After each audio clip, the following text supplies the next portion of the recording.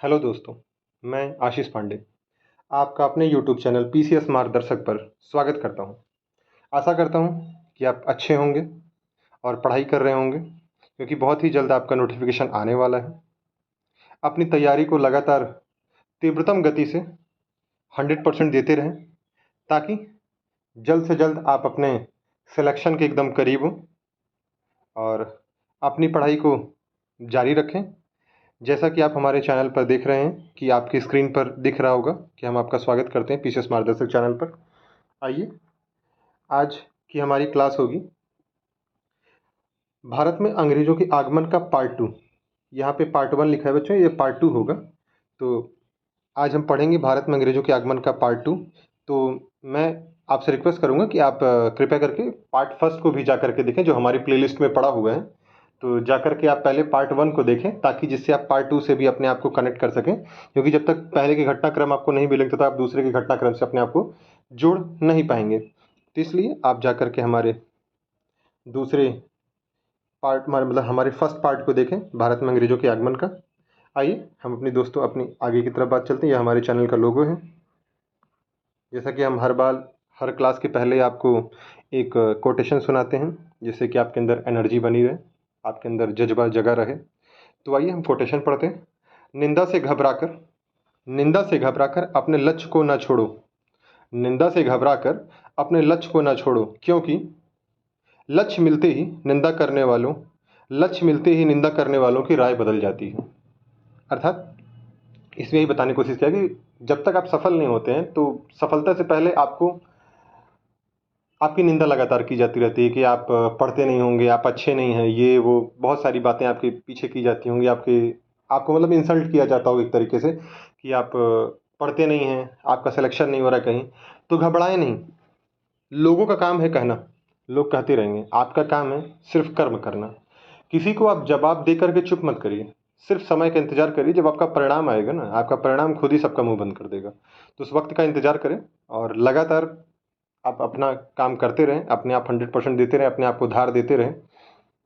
क्योंकि एक बार की कहानी है कि अब्राहम लिंकन ने, मैं एक बुक में पढ़ रहा था जिसमें अब्राहम लिंकन के बारे में चर्चा किया गया था कि अब्राहम लिंकन को पूछा जाता है कि अगर आपको एक पेड़ काटने का वक्त दिया जाता है तो आप एक पेड़ कितने टाइम में काट देंगे। तो उन्होंने कहा कि उन्होंने कहा कि मैं 2-3 घंटे का टाइम लूँगा। तो सबने पूछा कि 2-3 घंटे में आप क्या करेंगे टाइम लेकर के। तो उन्होंने कहा 2-3 घंटे में मैं 2 घंटे में सिर्फ और सिर्फ अपने कुल्हाड़ी पर धार दूंगा। तो पूछा गया क्यों, कि जिससे मैं अगले 1 घंटे में जब मैं वार करूं तो पेड़ कट के गिर जाए मेरे 2 ही 4 वार में। अर्थात आपको भी लगातार अपने आप को रगड़ते रहना है, रगड़ते रगड़ते रगड़ते आप लगातार अपने आप को घिसते रहेंगे। तो घिसते घिसते जैसे एक पत्थर में एक मूर्ति का आकार बन जाता है ना, तो वैसे एक आपका भी आकार बन जाएगा और आप बहुत ही जल्द अपने सिलेक्शन तक पहुंच जाएंगे।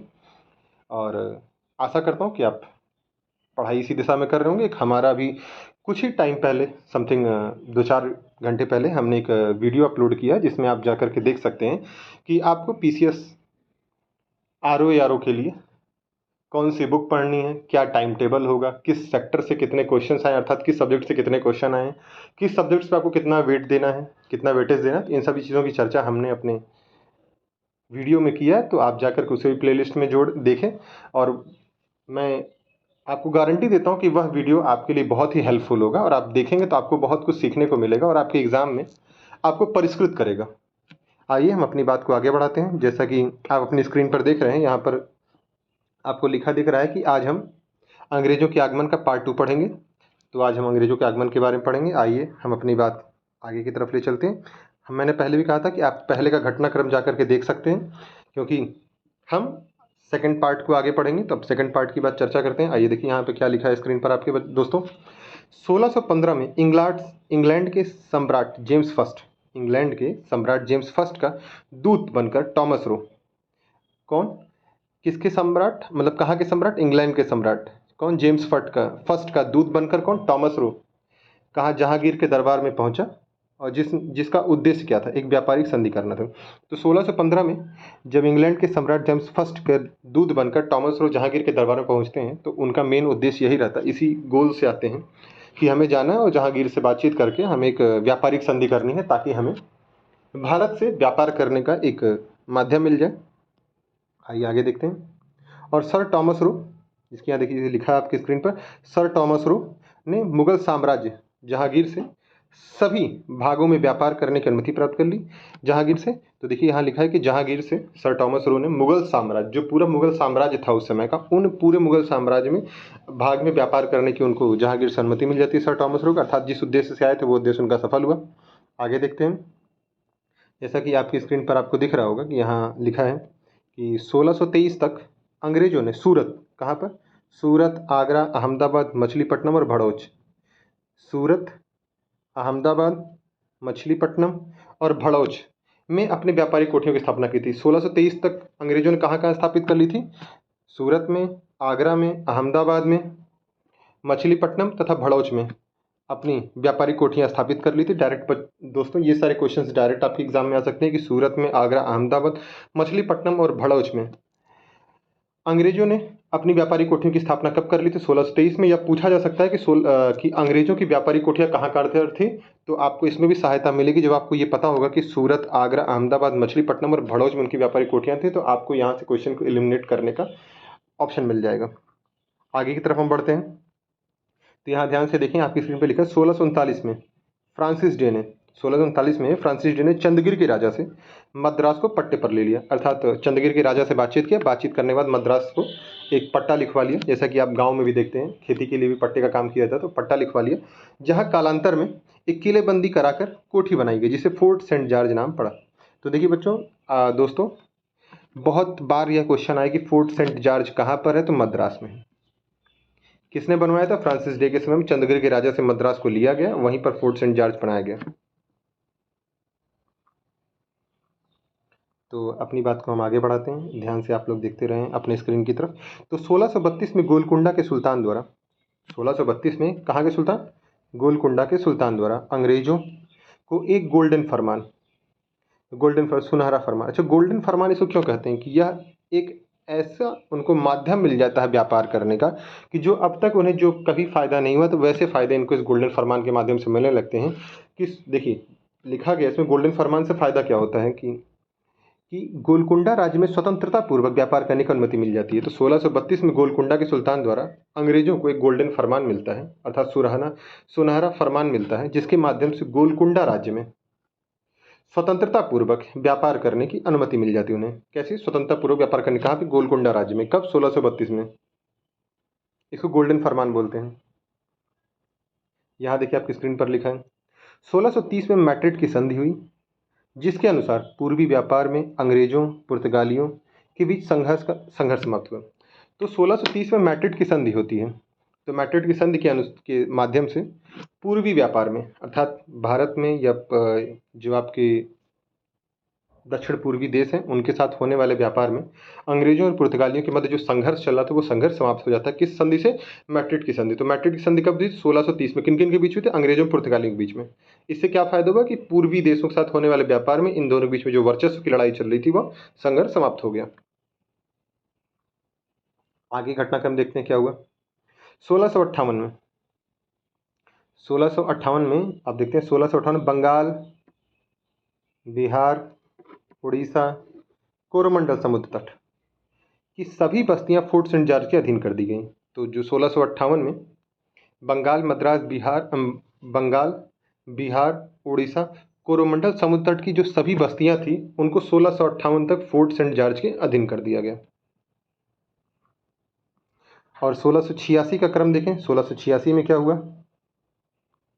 तो 1686 में आप देखें तो आपको देखने को मिलेगा कि 1686 के क्रम में क्या होता है। 1686 में अंग्रेजों ने हुगली को लूट लिया, परिणाम स्वरूप उनका मुगल सेना से संघर्ष हुआ, जिसके बाद कंपनी को सूरत, मछलीपट्टनम, विशाखापट्टनम आदि के कारखानों से अपने अधिकार खोने पड़े। तो 1686 में अंग्रेजों ने हुगली को लूट लिया, परिणाम स्वरूप उनका मुगल सेना संघर्ष, अर्थात और जब उनका मुगल सेना संघर्ष होता है तो मुगल सेना संघर्ष होने के बाद उनको औरंगजेब उसमें मुगल शासक रहते हैं तो उनसे उनका संघर्ष होता है। संघर्ष के बाद उनको मछलीपट्टनम, सूरत, विशाखापट्टनम के कारखानों से अपना हाथ धोना पड़ गया, अर्थात वह उनके चले गए उनके क्षेत्र से। फिर अंग्रेजों ने मुगल शासक औरंगजेब से उन्होंने माफ़ी मांगी, उन्होंने भी नहीं किया, तो माफ़ी मांगने के बाद और जब औरंगजेब ने उनसे 1.5 लाख रुपए उनसे मुआवजा ले लिया, तब जाकर के उन्हें दोबारा वहाँ पर काम करने का अनुमति दे दिया औरंगजेब ने। कब? 1686 में। आइए 1691 में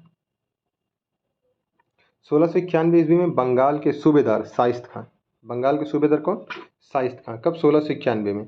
1691 ईस्वी में बंगाल के सूबेदार शाइस्त खां के उत्तराधिकारी इब्राहिम खान एक फरमान जारी करते हैं। क्या जारी करते? फरमान जारी किया, जिसके अनुसार अंग्रेजों को, किसको, किन्होंने जारी किया था? बंगाल के सूबेदार शाइस्त खां ने 1691 में, बंगाल के सूबेदार शाइस्त खां के उत्तराधिकारी इब्राहिम खान थे, जिन्होंने 1691 में एक फरमान जारी किया, जिसके अनुसार अंग्रेजों को 3000 एक मुश्त वार्षिक कर के बदले बंगाल में कंपनी की सीमा शुल्क दिए बिना व्यापार करने की अनुमति मिल गई। अर्थात 3000 रुपये का एक मुश्त वार्षिक कर देते वो, किसे? बंगाल के सूबेदार शाइस्त खां के उत्तराधिकारी इब्राहिम खान को, और जिसके माध्यम से वो पूरे बंगाल में सीमा शुल्क दिए बिना व्यापार कर सकते थे। यह 1691 घटनाक्रम है। तो ध्यान से आप लोग स्क्रीन पर देखते रहें दोस्तों, ताकि आपका एक भी फैक्ट गलत ना हो। यहाँ पे हम कई जगहों से फैक्ट लेकर के आते हैं, कई बुक को पढ़ने के बाद हम सारे फैक्ट्स को निकालते हैं, ताकि आपको किसी भी प्रकार कोई समस्या ना हो। तो 1698 में बंगाल के सूबेदार अजीमुस्सान, 1698 में बंगाल के सूबेदार अजीमुस्सान द्वारा अंग्रेजों को सूतानाती, कालीकता, गोविंदपुर, सूतानाती, कालीकता, गोविंदपुर नामक 3 गांव की जमींदारी मिल गई। और इन्हीं को मिलाकर, किनको? सूतानाती, कालीकता, गोविंदपुर को मिलाकर के जॉब चरनाक द्वारा कोलकाता की नींव रखी गई। तो कोलकाता की नींव किसने रखी थी? जॉब चरनाक ने। किन 2 गांव को मिलाकर बनाया गया था कोलकाता को? सूतानाती, कालीकता, गोविंदपुर। बच्चों तो इनको याद रखें आप, इनको मिलाकर जॉब चरनाक ने 1698 में कोलकाता नींव रखी। इस नई किलेबंद बस्ती को फोर्ट विलियम कहा गया। जैसे देखिए वहाँ पे मद्रास में फोर्ट सेंट जॉर्ज था, तो इसी प्रकार यहाँ पर कलकत्ता में फोर्ट विलियम की स्थापना की गई। तो फोर्ट विलियम कहाँ पर है? कलकत्ता में। और कलकत्ता की नींव किसने रखी थी? जॉब चरनाक ने रखी थी। और कलकत्ता को किन 3 गांवों को मिलाकर बनाया गया? सूतानाती, कालीकता, गोविंदपुर। सूतानाती, कालीकता, गोविंदपुर अंग्रेजों किसके द्वारा मिला था? बंगाल के सूबेदार अजीमुस्सान ने दिया था 1698 में। साथ ही यहाँ पे और भी कुछ लिखा है, देखिए यहाँ पे लिखा गया कि फोर्ट विलियम नाम दिया गया चार्ल्स आयर को फोर्ट विलियम का प्रथम प्रेसिडेंट बनाया गया। तो चार्ल्स आयर को फोर्ट विलियम का प्रथम प्रेसिडेंट किस बनाया गया था? चार्ल्स आयर को फोर्ट विलियम का प्रथम प्रेसिडेंट बनाया गया। तो यहाँ देखिए आपकी स्क्रीन पर दिख रहा होगा कि कोलकाता 1674 से 1991 तक ब्रिटिश भारत की राजधानी बनी रही। तो अब समझिए आप, 1774 से लेकर 1911 तक ब्रिटिश भारत की राजधानी कौन थी? कोलकाता थी। तो कोलकाता 1774 से लेकर 1991 तक ब्रिटिश भारत की राजधानी बनी रही। दोस्तों ध्यान दिए रहिए आप लोग स्क्रीन की तरफ। यहाँ पर जैसे कि आपकी स्क्रीन पर आपको दिख रहा होगा, यहाँ लिखा है कि 1717 में मुगल सम्राट फर्रुखसियर, कौन? अब 1717 में मुगल सम्राट कौन? फर्रुखसियर, क्योंकि 1707 में औरंगजेब की मृत्यु थी, उसके बाद मुगल सम्राट फर्रुखसियर को देखा गया। तो फर्रुखसियर का इलाज, फर्रुखसियर एक गंभीर बीमारी से पीड़ित थे, जिसमें उनको बहुत पेन हो रहा था। उस बीमारी से उनको एक डॉक्टर थे जिनका नाम हैमिल्टन था। तो हैमिल्टन ने उस इलाज से उन्हें राहत दिया, जिससे प्रभावित होकर फर्रुखसियर ने एक फरमान जारी किया, और जिस फरमान के माध्यम से अंग्रेजों को 3000 रुपये कर देकर और कर दिया उन्होंने 3000 रुपये मतलब कर देकर, और मुंबई में ढाले गए सिक्के को पूरे मुगल साम्राज्य में चलाने की व्यापार की अनुमति मिल गई। जैसे यहाँ का देखिए घटनाक्रम क्या है, ध्यान से देखें, आपके सामने दिखेगा कि 1717 में मुगल सम्राट फर्रुखसियर का इलाज कंपनी के एक डॉक्टर जिनका नाम हैमिल्टन था उन्होंने किया, और जिससे प्रभावित होकर फर्रुखसियर ने एक फरमान जारी किया, जिसके माध्यम से अंग्रेजों को 3000 रुपये कर देकर मुंबई में ढाले गए सिक्के को पूरे मुगल साम्राज्य में चलाने की अनुमति मिल गई उनको। आइए आगे घटनाक्रम देखते क्या है। इसी फरमान को ब्रिटिश इतिहासकार ओम्स, जो इनको फर्रुखसियर ने दिया था, उसी को ब्रिटिश इतिहासकार ओम्स ने इसे महाधिकार पत्र अर्थात मैग्ना कार्टा कहा। मैग्ना कार्टा हमेशा वही होता जिसमें एक बहुत भारी छूट मिलती है किसी भी व्यक्ति को। तो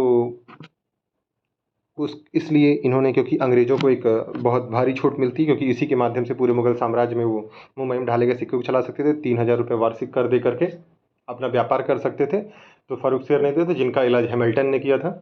तो यह घटनाक्रम देखिए दोस्तों, आज का हमारा टॉपिक यहीं कंप्लीट होता है। तो हमने अंग्रेज़ों के आगमन के पूरे टॉपिक को बहुत अच्छे से एकदम एक-एक फैक्ट को आपको बता दिया है, ताकि आपको कहीं जाने की ज़रूरत ना पड़े, क्योंकि हम 3-4 बुक्स पढ़ते हैं, 3-4 बुक्स पढ़ने के बाद वहाँ से फैक्ट को कलेक्ट करते हैं, ताकि आपके एक भी फैक्ट्स गलत ना हो। अब हम अपनी बात को यहीं समाप्त करते हैं। जय हिंद, जय भारत।